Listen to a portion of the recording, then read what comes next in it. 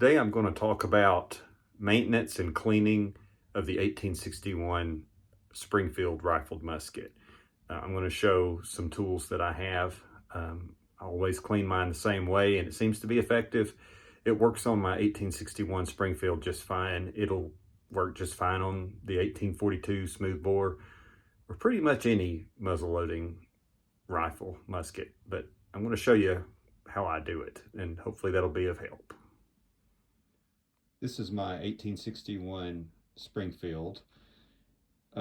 This replica is by Chiappa and was imported by Arma Sports from Italy.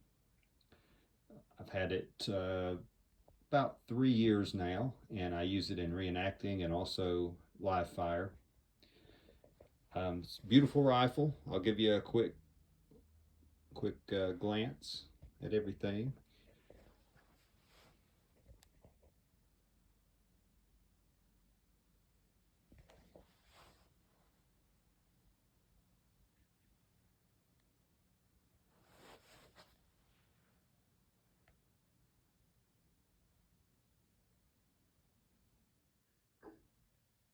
So as with any black powder firearm, cleaning can be a chore. It's more involved, it's a little more time consuming, and you have to be a little bit more careful than you do with modern firearms and smokeless powder.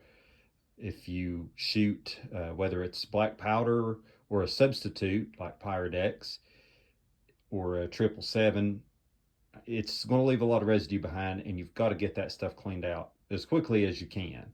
If you're in the field hunting, or if you have been to a reenactment or what have you, it's okay to let it sit dirty for a little while, but I wouldn't leave it more than about a day. If you can help it, I wouldn't leave it overnight either. I'd get that stuff out.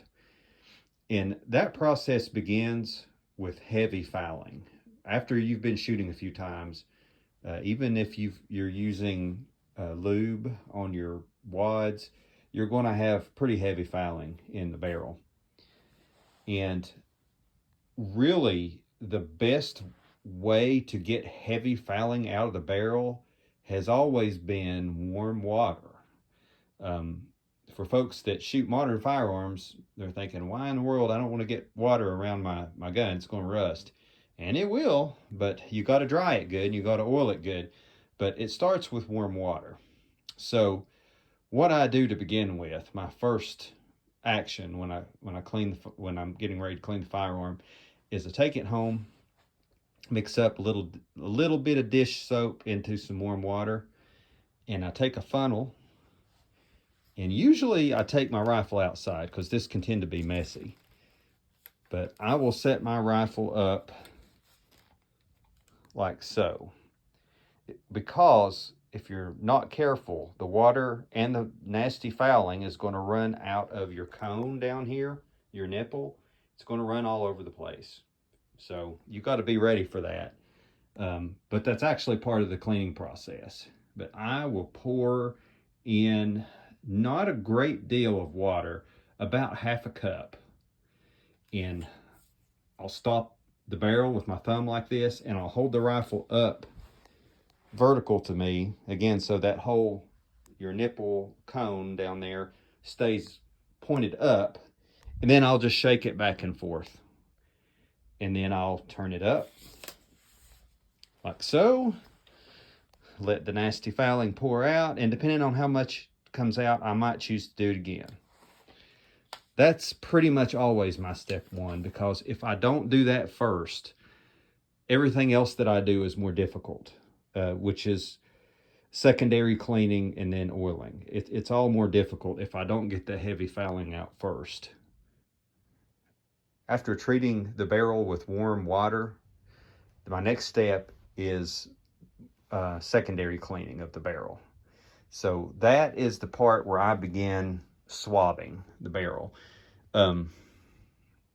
Whether you're using a worm, I mean, really, it depends on how much water comes out.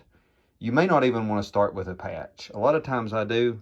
You may want to take a 58 caliber bore brush and still brush it a couple of times, which will get you ready for swabbing the barrel with a patch or a rag. But you can use a worm, which works okay, but I still prefer using a jag.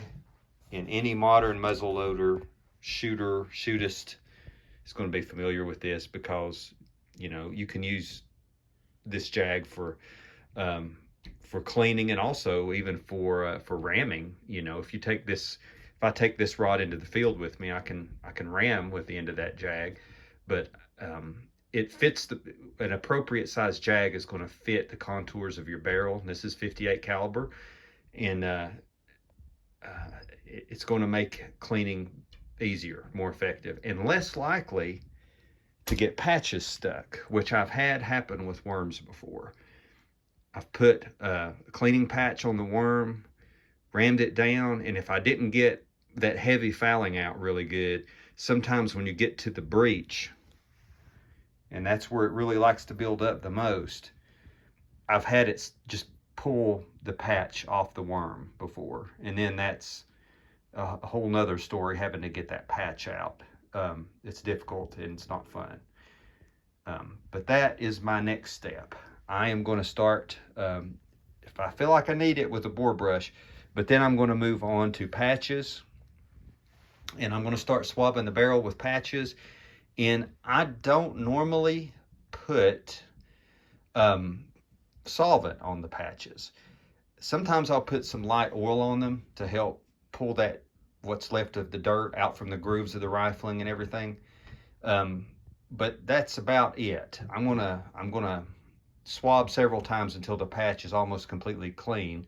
Usually takes me anywhere from 7, 8, I would say an even 10 patches at least of swabbing with a little bit of light oil on it. And your barrel, remember, is going to be a little bit wet in here too with water still. So part of my goal with the swabbing action is to begin drying that barrel. And I don't want to put anything else. I don't want to put a lubricant in that's going to mix with the water and make the water more difficult to evaporate and clean out, because it's real important that we get this as dry as possible to prevent rust.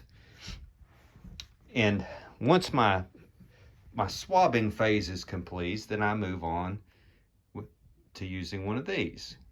This is an M1863 Springfield tool. You can get these anywhere. You can even get originals on eBay. They're very plentiful. This one is not the best, but it works for what I use it for, which is cleaning. These blades on the tool fit the two most commonly removed, well, actually that would probably be 3, but these fit the most commonly removed screws on your Springfield. This is the one that I use the most though, because I don't always remove the lock and the barrel. That's an in-depth, deep cleaning that you don't have to do that often, depending on how often you shoot. I mean, I've only done it once since I've had it. But you definitely want to get this area in here clean. And there is a knockout plug right here below the percussion nipple that aids in the cleaning process. The smaller blade on the tool fits this knockout plug. So what I'm going to do after I'm done swabbing is I'm going to move on to removing this plug.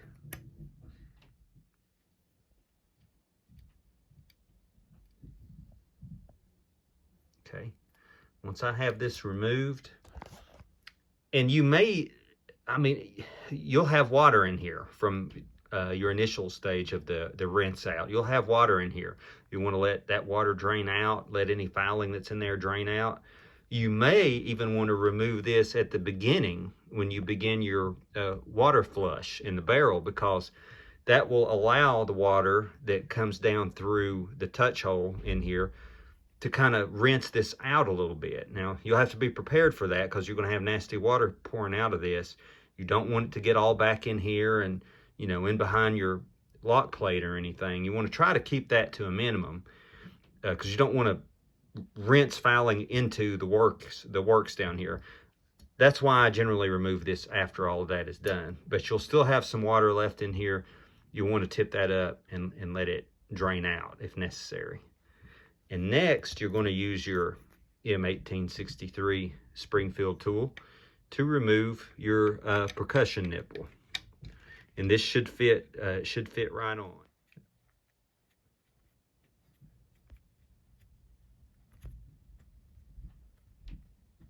And I loosened it with the tool, and then I just threaded it out by hand so that I could do it more easily on camera.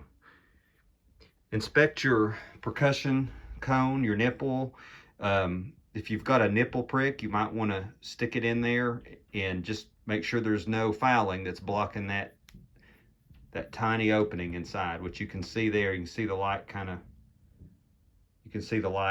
coming through. That's what you want. So if this has heavy fouling on it, sometimes I'll stick this down in a little tub of soapy warm water, just kind of move it around in there, and that will loosen the fouling. Then I'll take it out, I'll dry it really good, wipe it off really good, remove any remaining fouling with a towel or a little cloth, sometimes even a little gun patch. And once I've got that good and clean, I just set it over to the side and let it continue to dry. So now is a good time. If you want to run a final patch down your barrel, make sure you push out anything that's left down here in the breech. If there's anything left in there, that will help push it out. And then there shouldn't be much more swabbing needed in the barrel other than oiling it, which when I oil my barrel, I use Ballistol. Ballistol is one of the best lubricants, preservatives, and protectant that you can use on your black powder firearm. It's water soluble, it's non-toxic, and it does a great job. And it will not trap moisture wherever it comes in contact. It'll allow moisture to continue to evaporate rather than trapping it.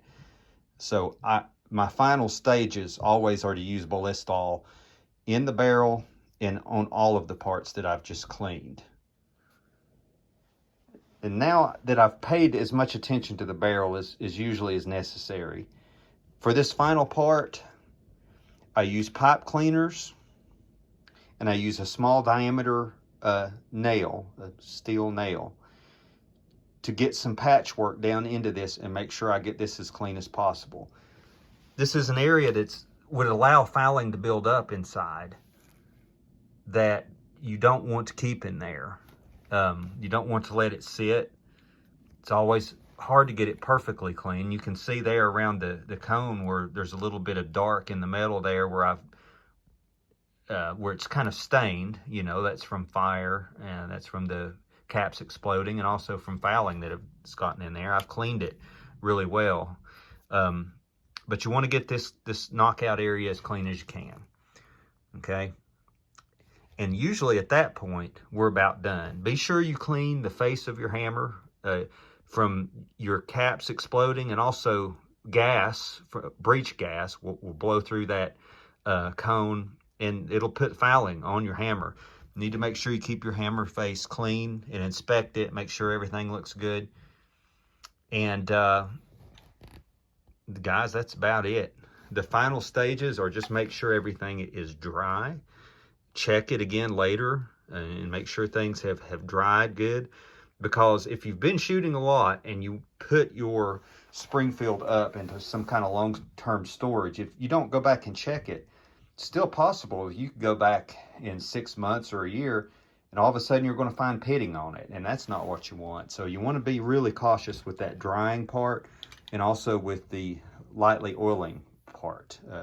With Ballistol or whatever your oil is of choice, that's what you'll want to do. And I've got all of my gear kind of sitting out here. So this black rod is a collapsible rod. It breaks down into 4 parts, and it'll fit in this little canvas bag. I carry this in the field with me, and I carry all of these implements except for the jag, because this is really for perfect cleaning. Once I get back home, once I get the gun somewhere out of the field and I want to clean it very thoroughly, this does good enough.